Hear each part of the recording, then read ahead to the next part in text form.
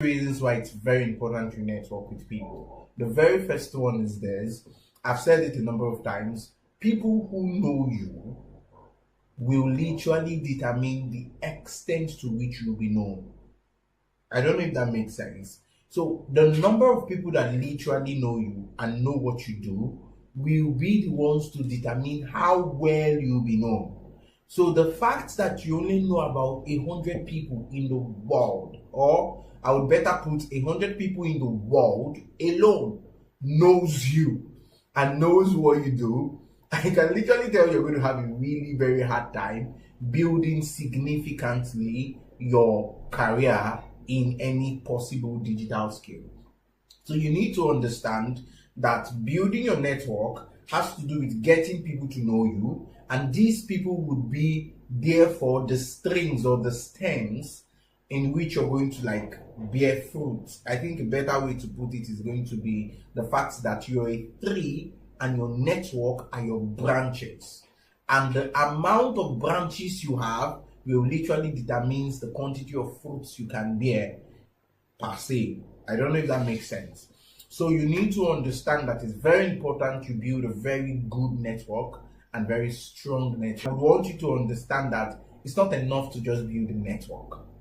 Building a strong network really matters.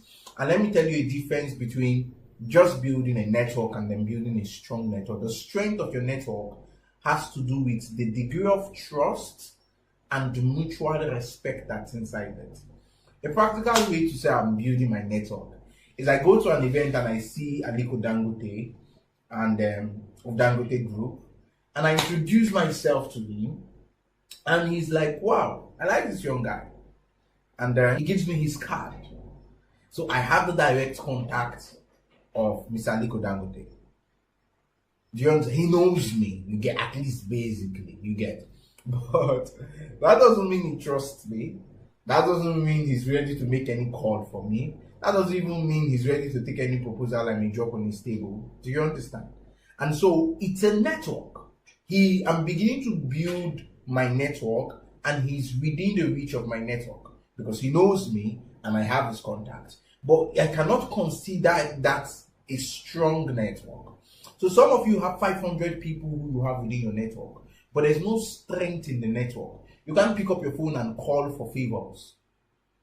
That's not a strong network. Do you understand?